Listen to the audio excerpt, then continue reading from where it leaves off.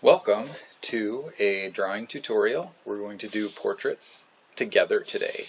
In order to do this drawing with me, you need a 9 by 12 piece of paper, 8.5 by 11, just a regular white piece of drawing paper, and a pencil to draw with. It doesn't matter what kind of pencil you have.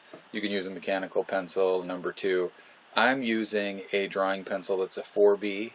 2B and 4B range works pretty well for this drawing. You don't want it super light because you want to be able to smudge softly, so you don't want an H pencil for this. And you also don't want a really dark shading pencil because it might get too smudgy. So that sort of 2B, 4B range or number 2 pencil.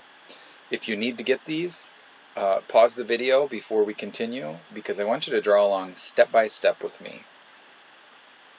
At any time during this drawing, you should be pausing the video in order to keep up with me at each step. Typically, if you push the space bar, you can pause and unpause a video. There is usually a way to select and change the speed of the video, the playback speed option. So if you wanted to watch this slower and pause less, you could.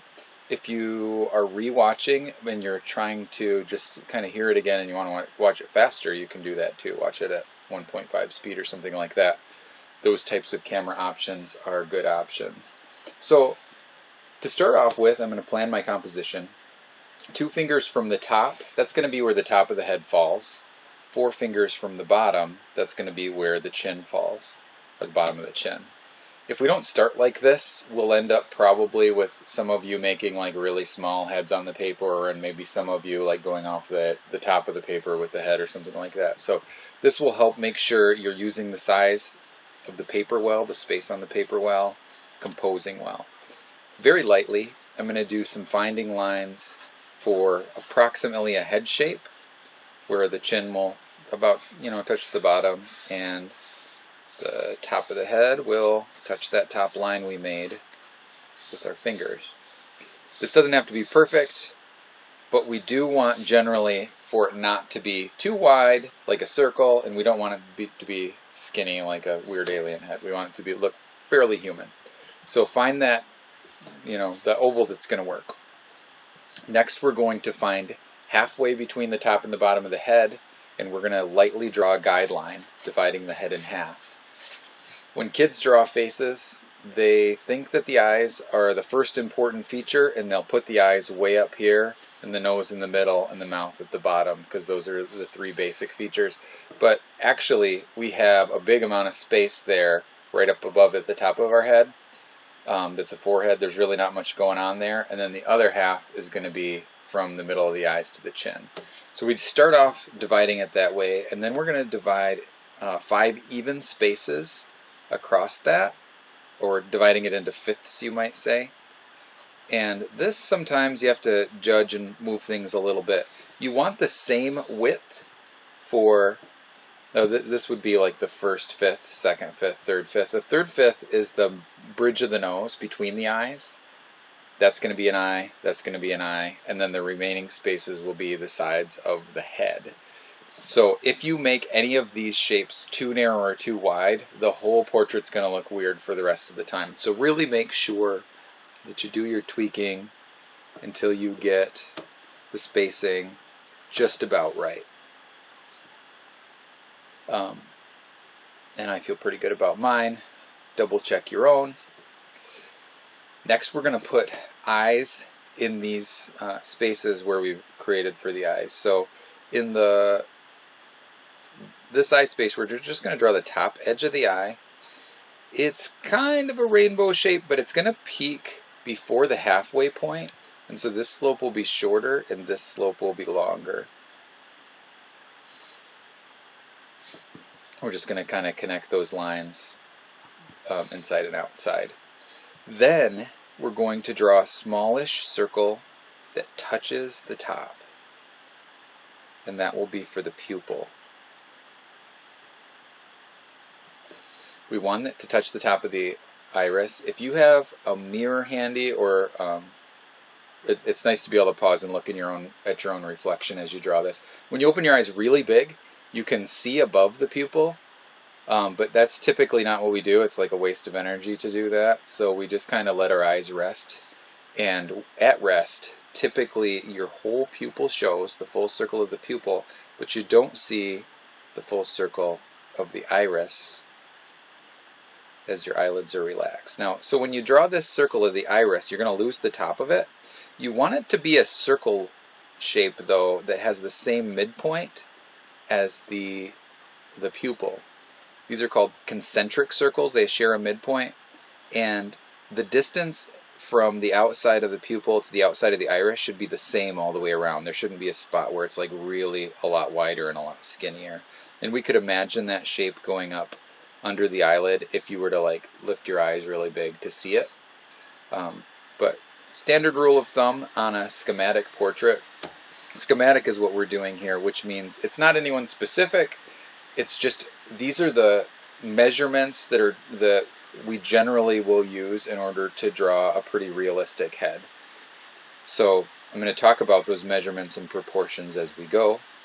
On the inside of the eye, we're going to have just a little bit of a hook shape where the tear duct will be before the eye starts to sort of come down. This scoop is not a big like smile scoop. It's almost a flat line. It comes down and then kind of finds its way back to the other side, but it's not as steep of a curve as the top of the eyelid. So I'm just going to kind of map that in. Oftentimes the iris will touch or slightly go under if you're a little bit squintier, but or some people you'll see a little bit of white under there. I typically use the rule of thumb that they're approximately touching. So we've got that shape. Let's do it again on the other side, really thinking about getting symmetry if we can. So the width from this to this should be the same over here. We're peeking towards the inside for that top line. Trying to place that pupil to touch the top eyelid and making sure that the pupil size is the same on both sides.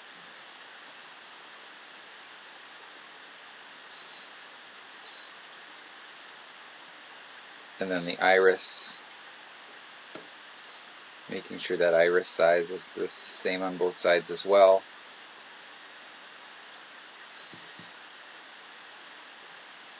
And lastly, we'll hit that bottom line where we create that little scoop for the tear duct, also called the lacrimal gland.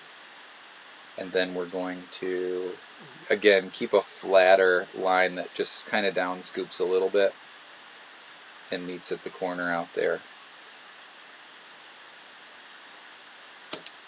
And again, we want that iris to kind of just about touch the bottom of the eyelid. When we think of shapes in the eye, we think of pupil, iris, and then the whole shape.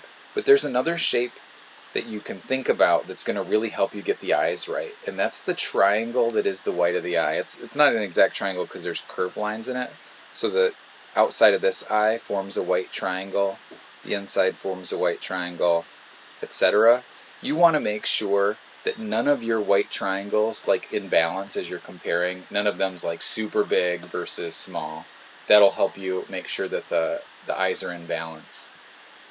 If anything looks weird right now to you, make an adjustment before we continue, because we're going to start putting shading on here. And once you shade, it's really hard to make proportion changes, so you don't want to have to do that. If your eyes aren't exactly perfectly symmetrical, that's actually okay, even though we're trying to do it. Biology works that way too, where we're supposed to have symmetrical faces, basically, but when you really study yourself in the mirror, you're like, oh man, one of my eyes is a little bit lazier than the other, or the shape is just a little bit different. So if that happens as you're trying to make them look the same, that's okay if they're pretty close. I'm going to shade the inside of the eye next, and I want to plan for a highlight on the pupil. And I'm going to pick slightly above center towards one side, and then I'm going to make the darkest value, shading value in my drawing, be the pupil.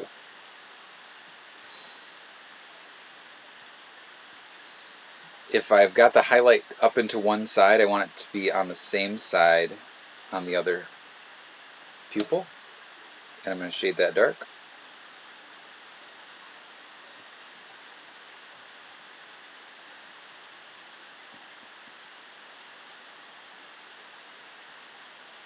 So again, we can see the full circle of the pupil. We're not going to lose it under the top eyelid.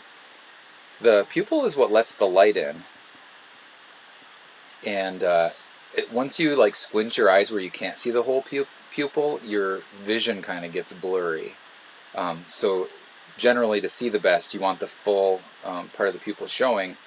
The iris doesn't actually take in the light to make you see, so it doesn't affect, even though we're losing the top part of the iris, it doesn't affect your vision at all. It doesn't make it blurrier. What the iris does is controls the size of the opening of the pupil. It's a muscle that will open and close the opening in a sort of like squeeze together or open back up way. And if you've ever stood in front of a mirror and turned lights on and off, you can watch your pupil get bigger and smaller. That's your iris actually growing and shrinking that opening to let in different amounts of light. The outside of the iris has a darkish halo around it. Not quite as dark as the pupil. As you get towards the pupil, it's going to get a little lighter. And it's going to be a lot lighter if you have super light blue eyes. And it's going to be a little bit of a darker value if you have darker, like dark brown eyes.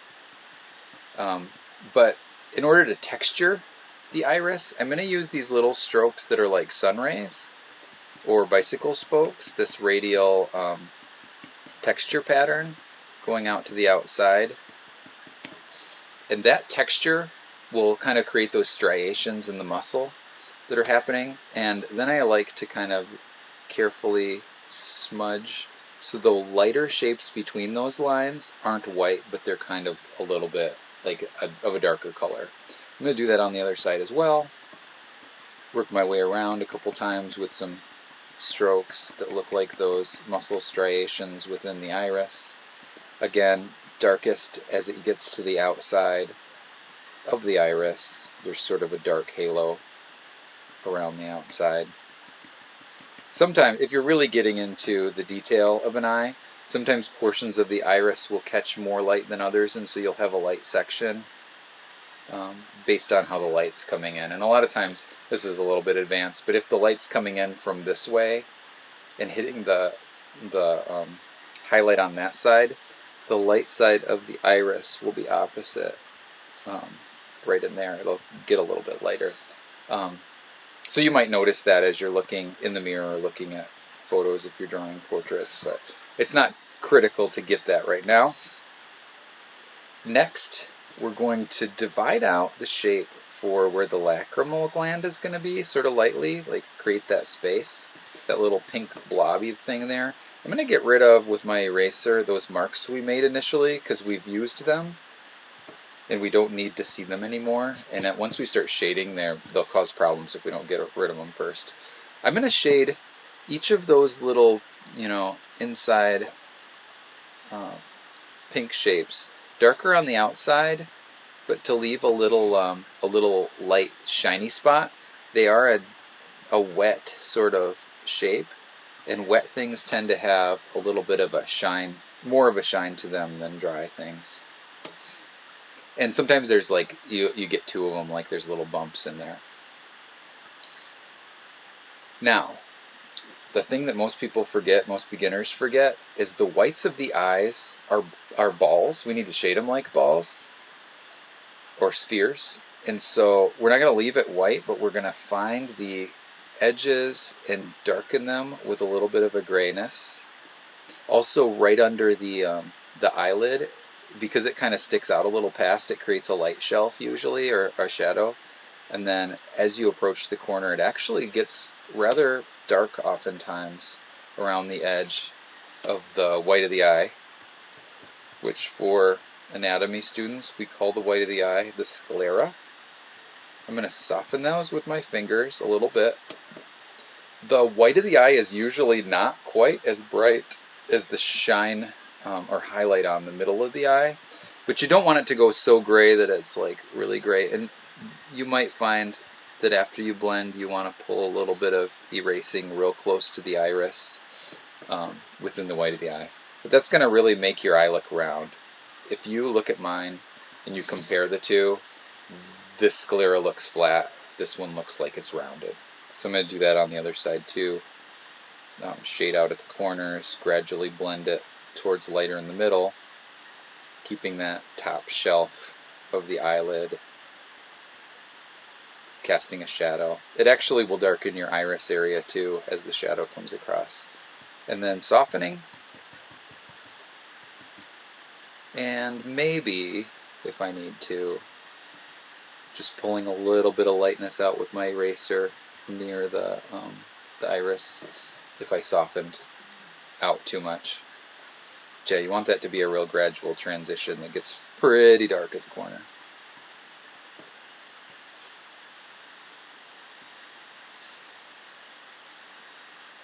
Next, I'm going to darken and thicken the whole top line of the eyelid. This is the spot where eyelashes would grow out of. And we're going to draw eyelashes, but if you're ever drawing a really small portrait and you wouldn't be able to see eyelashes, the way to make it look like there are eyelashes is just by darkening that line, because it darkens the look of the top of your eyelid when that's darker. Before we put eyelashes, I want to create the crease that happens right above your eye. It's a crease or a wrinkle that disappears when you close your eyes and comes back when you open your eyes. And there's some variation in how this crease works in different people. Like for instance, as I've gotten older, it's a little bit droopier or flatter across the top, as my sort of the skin around my eyes has sagged a little bit. Whereas a really young person is gonna not have that. The eyes are gonna be a little bit clearer. Some Asian eyelids are a little bit different looking in terms of how the crease works as well. And again, so this is a schematic portrait. We're just learning some general rules of them to make things look good. But if you're working from a mirror or a photo, you'll follow what you see. I'm going to shade the outside of the top eyelid and the inside of the top eyelid, and then rub across the whole thing. None of this skin that I'm going to draw is going to be bright white like the highlight. There will be lighter areas and darker areas, but they'll all be kind of grayish in some ways. And the reason I'm shading before I do the eyelashes is because if you put the eyelashes in and then you try to shade this, you're going to smudge out your eyelashes. They won't look so sharp and clear. So we'll do the skin area underneath first. Now, there's a lot of elevation change here from the inside to the outside, because your eyelid is actually bowing around a sphere. And so it's this dark, light, dark pattern that's going to give you that illusion of roundness, where it'll not feel so flat. And if you recall when you learned how to do the shading of the pipes, where it was dark at the edges and lighter in the middle, it's the same principle. It's just a sort of different, a more organic form than the pipes. For the eyelashes, the ones we see are on the outside top, mostly. And they kind of go out and curve. Those are the ones that show up the most, just this sort of edge here. Sometimes they'll clump together and have like lots of spaces between them. And you're not going to see every little eyelash. As you come up to the top, they're going to come more towards you, and you won't see them as much. They're less thick. So they're kind of there, but these are the main features.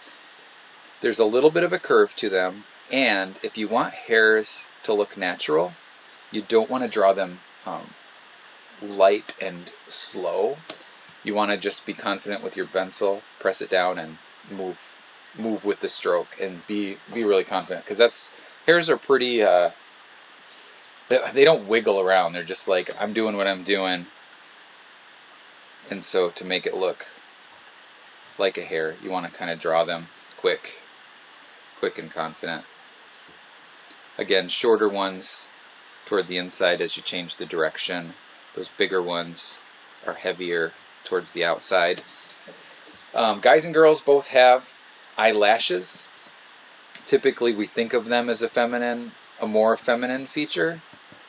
And with makeup, a lot of times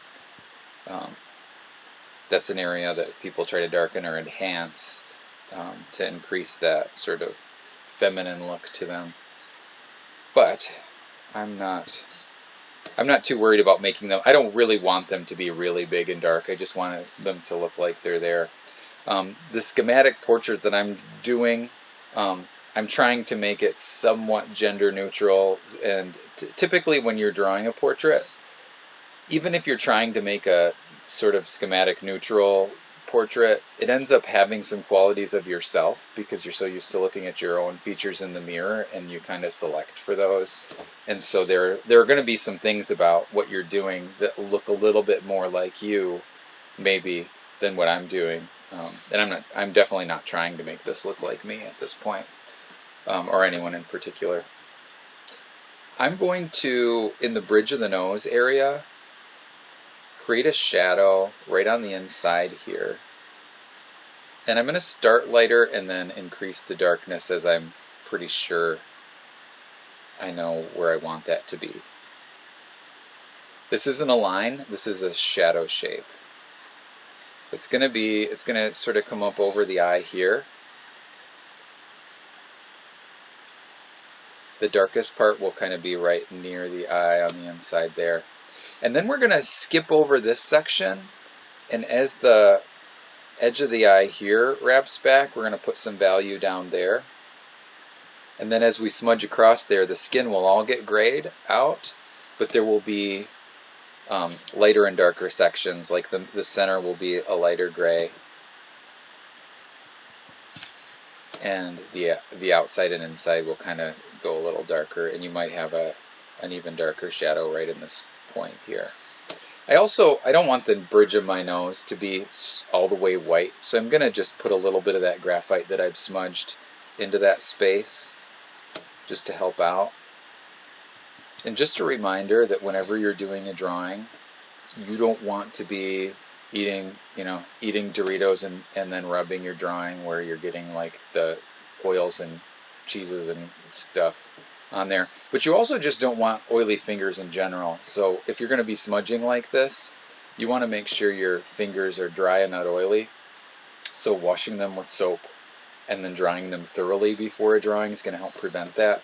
Some people just have drier hands and the oil isn't an issue, and some people, they just have really oily fingers and they're like, there's an oily fingerprint all over my drawing, what did I just do? So be careful about that. I'm going to do this other eye socket shaded towards the outside, lighter in the middle, rubbing the blending across, finding those points that need to be just a little darker.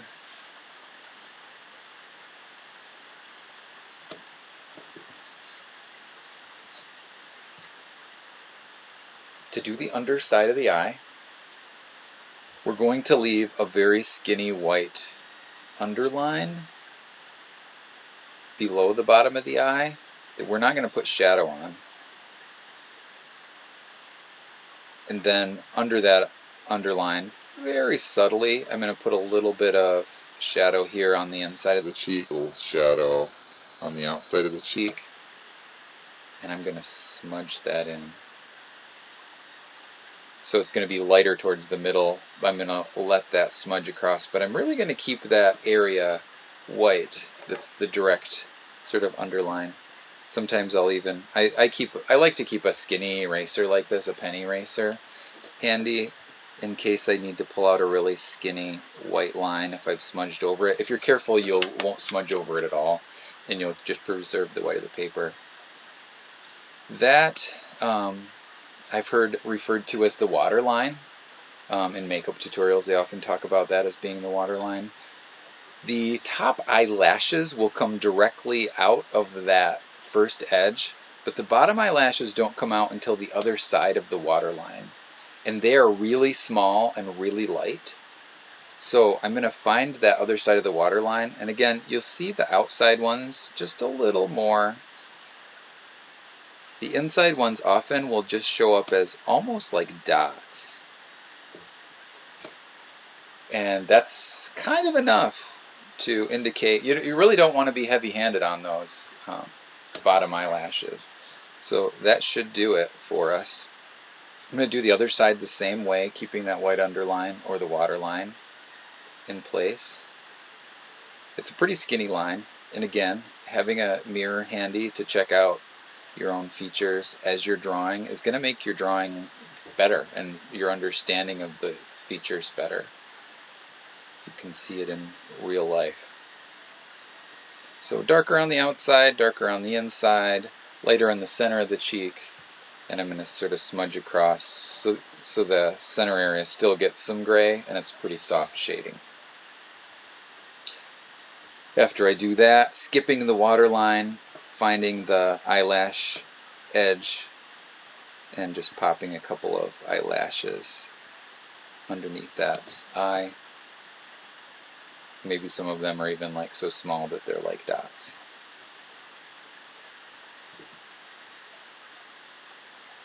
Let's go ahead and put eyebrows on this character. Lightly mapping where you feel like the shape of the eyebrow needs to be. Usually it's more straight, like it's not a true like rainbow shape, it's a little bit straight and then it peaks towards the outside of the eye and then wraps down a little bit. But there's a lot of variation in eyebrows, and different people choose to control their eyebrows differently or not. So some people will pluck a really thin line of eyebrows. Some people just let their eyebrows get really big and bushy, etc. But finding a shape that feels pretty good for the eyebrows, lightly for the outside. We're not creating an outline, we're just finding a shape. I don't want to shade or draw the hairs in there until the skin underneath the hairs has some grayness to it, because if you can see any of the skin between the strokes of the hair we're about to draw, we don't want that skin to look like bright highlight white. We want it to look like skin shadow. Then I'm going to start on the inside, and like I said about hair, you want those like quick, confident strokes. And if you were to comb your eyebrows with your finger, you typically will start on the inside and move towards the outside. It's the same direction you want to be drawing each of those hairs. And what should happen is that guideline I made that's like an outline for where the eyebrow shape is going to be should start to not even be a thing. Like we're not going to really notice that. Typically thinner and lighter and shorter as you approach the outside. Thicker, denser, darker on the inside. But we do want to be able to see little bits of shape. It may be, we might say we can see skin in there, but more typically it's going to be light reflecting off hairs that's going to give you the appearance of lighter hairs within the darker hairs. That variation there. Do the other side. Now, some people have really light blonde eyebrows, and that you would still do the same thing, but you'd just press a lot lighter, and you'd leave a little bit more of that sort of light space between the strokes that you're making. It's more common to have pretty dark eyebrows, even if your hair is light. Oftentimes your eyebrows are still significantly darker. But not always. There's quite a bit of variation in human bodies, human faces. And I just want these to look pretty natural as I can, as generally symmetrical as I can, even knowing that, again, those symmetries are often not true in nature. We've got a little bit of a wonkiness from side to side. I'm feeling pretty good about that so far. I'm just going to slightly gray out the forehead above those eyebrows, but not too much, just enough where I'm not dealing with bright white up there as I move.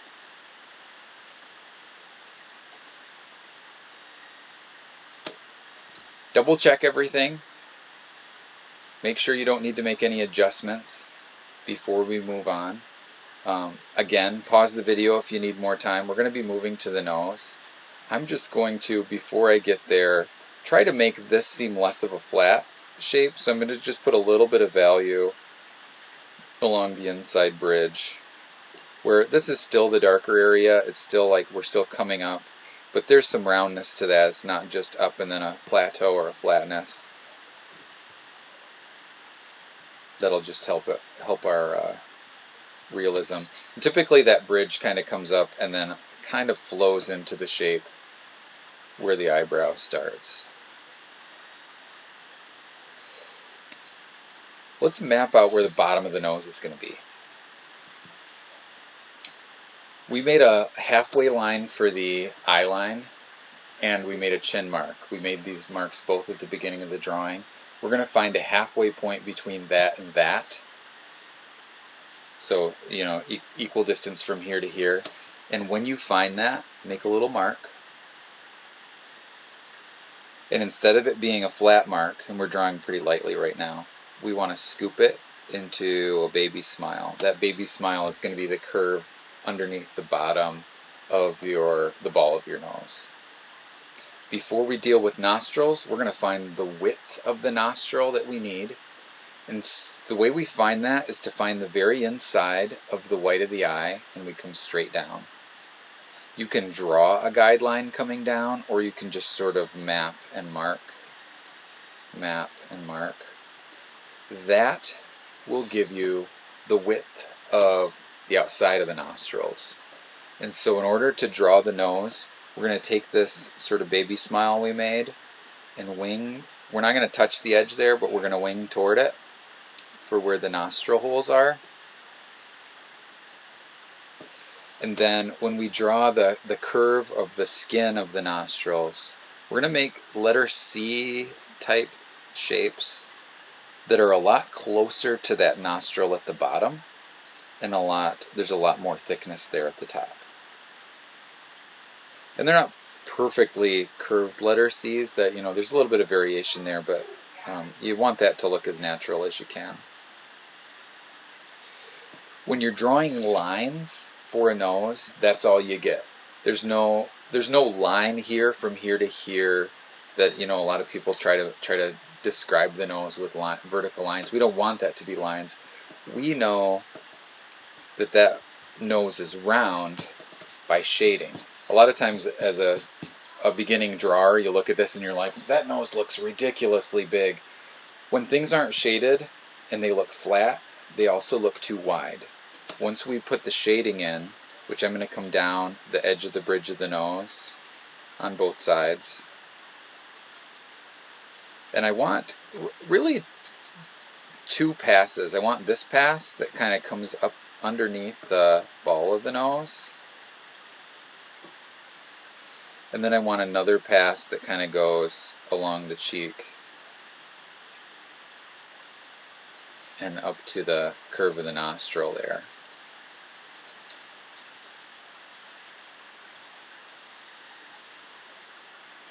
And then lastly, this sort of underneath the ball of the nose shadow is going to wing just over the top of the nostrils there.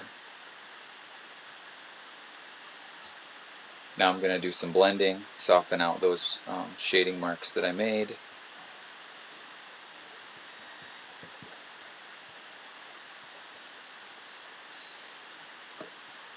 I want that line to be a little bit crisper. I'm just going in and refining as I shade. I don't want this to be white. I want it to be light gray, so I can smudge across all those areas.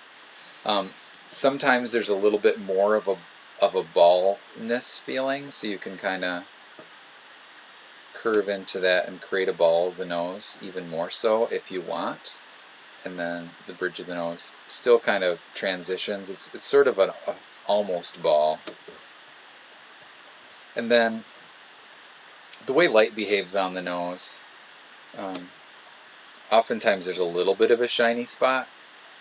And so after I do all this, I might take an eraser and sort of lighten a small area on the middle or the end of the ball, and maybe light in a small area near the middle of the bridge of the nose, like here. We might get a little bit of that on the forehead and a little bit of that on the cheeks. But again, we don't want it to be so bright that it's competing with the shine. We want the highest point of contrast to be the black of the pupil next to the white of that highlight. Everything else is going to be at least a little bit subtly gray or darker. Let's go ahead and there's a pattern that happens on rounded forms that's like a dark, light, dark pattern. It's happening up the nose, but it's also going to happen over the curve of the whole head, which will make this seem not so wide. So we're going to do that next, and we'll get that dark on the edge,